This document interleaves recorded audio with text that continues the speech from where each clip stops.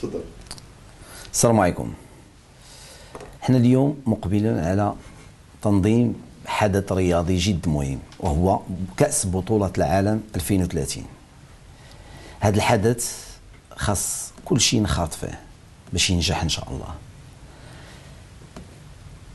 اذا باش ننجحوه كاين بزاف الامور اللي محتاجينها في البلدان اللي غادي تنظم فيها هذا الحدث الرياضي وهذا العرس الرياضي.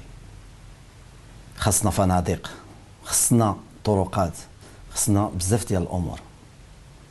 هنا جينا باش نخلقوا واحد لوطيل في مدينه الدار البيضاء، بالضبط في شارع الزرقتوني. هذا الشارع اللي مهم ومعروف بزاف في هذه المدينه.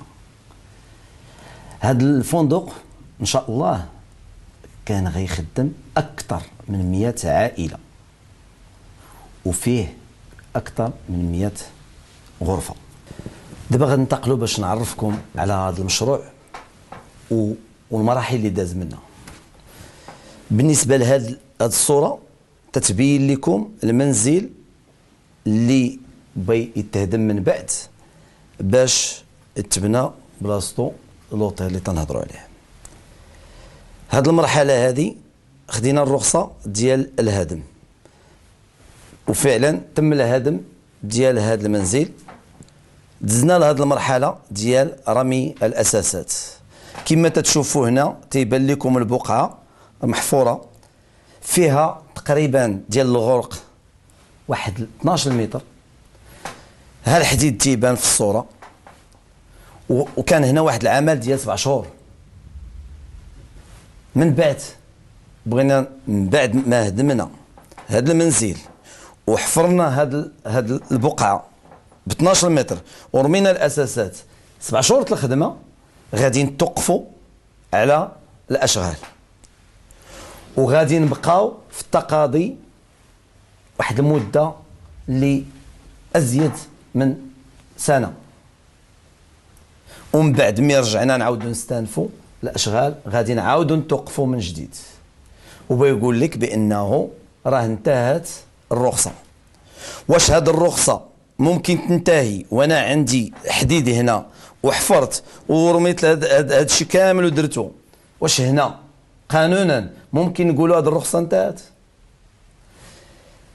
بالنسبه للرخصه تنعرفوا لا فات ما شرعناش في العمل وما بديناش يعني في الحفر وفي رمي الاساسات، ديك الساعه تنتهي الرخصه. دابا راه ما حنا بقينا خدامين، وها الصوره تتبين لكم العمل اللي كنا دايرين.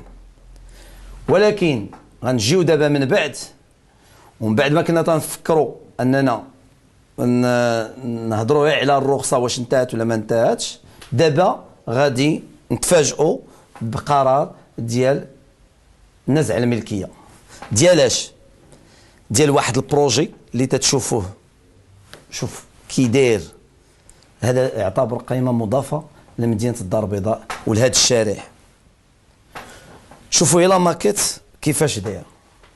واش هذا المشروع اللي غادي يخدم ليا ازيد من 100 عائله واش ممكن نجي ضده؟ واخا ما عطاش يوقع، بالعكس حنا غادي نتعاونوا باش ننجحوه، لانه محتاجين استثمار اللي يكون في هذا المستوى هذا. اليوم كنقول لكم بانه كاين تفكير انه بتعقد دوره استثنائيه، وفي هذه الدوره غادي تداول واحد النقطه ديال نزع الملكيه ديال هاد الارض، موضوع هذا الملف.